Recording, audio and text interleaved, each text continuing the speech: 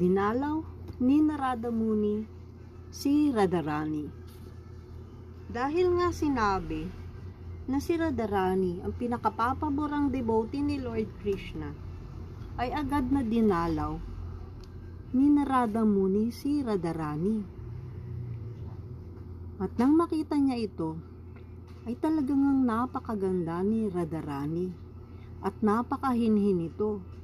Malungkot na naman siya at tila nagmumuni-muni o nag-iisip. Talagang ang si Radharani ay lagi-laging nag-iisip kay Krishna.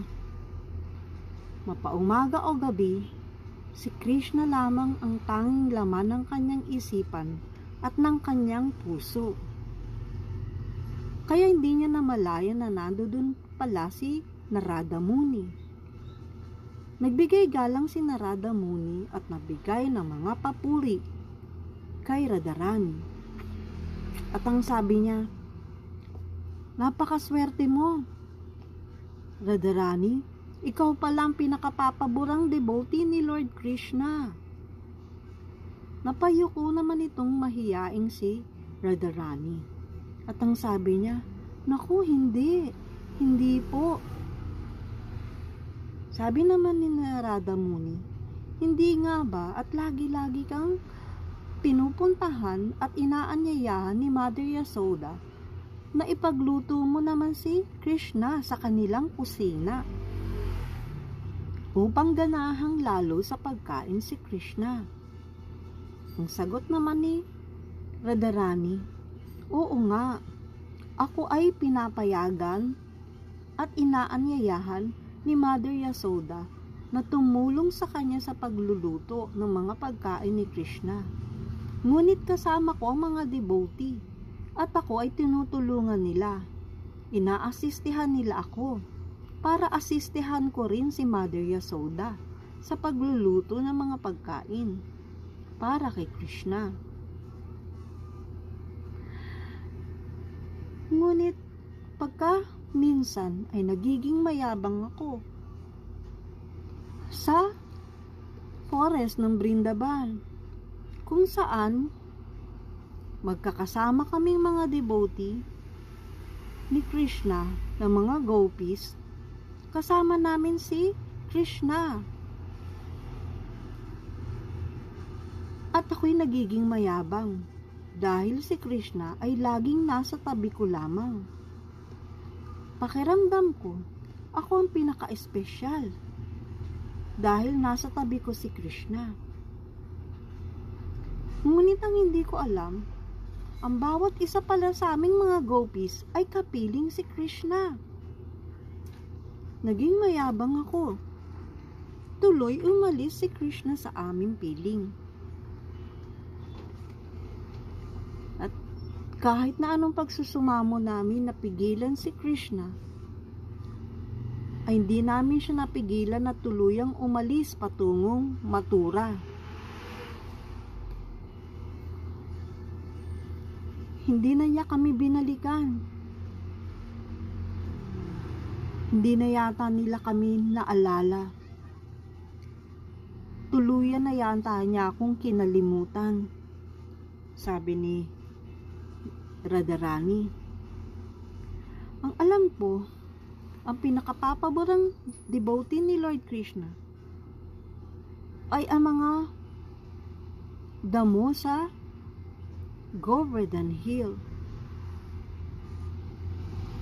Maging si Brahma na may pinakamataas na katungkulan o si Uddhava ay nagnanais na maging damo sa Brindaban o damo ng Govardhan Hill upang maapakan ng mga devotee ni Krishna at ni Krishna mismo. Gustong-gusto ni Krishna ang mga sariwang damo sa Govardhan Hill, kung saan sila ng mga kaibigan niyang cowherd boys ay naglalaro, habang sa isang tabi naman ay kumakain ng mga sariwang damo ang kanilang inaalagaang mga batang baka. Palagay ko, pinakapapaborang devotee ni Lord Krishna ay ang mapagkumbabang mga damo sa Vrindavan at Govardhan Hill. Makikita natin sa mga kwentong ito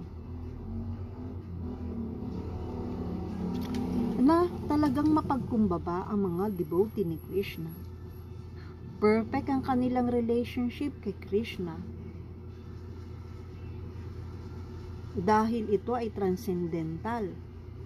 At ang mga relationship dito sa material world ay perverted reflection lamang ng relasyon sa spiritual world. Dahil dito sa material world, ang ating mga senses, ang ating piniplease o sinasatisfy.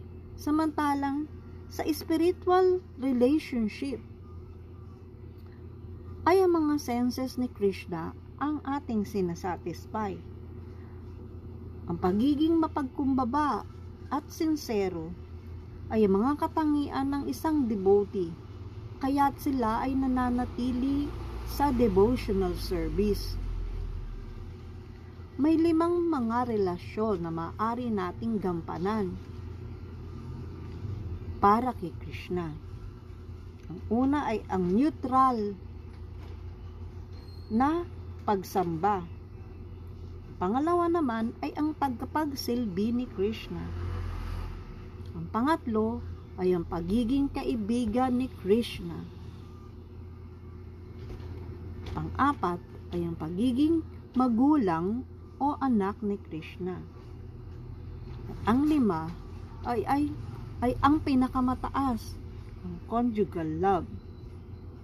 Ang mga debosyong ito ay ang magpapayaman sa atin devotional na paglilingkod at ng ating spiritual na buhay. Haribol!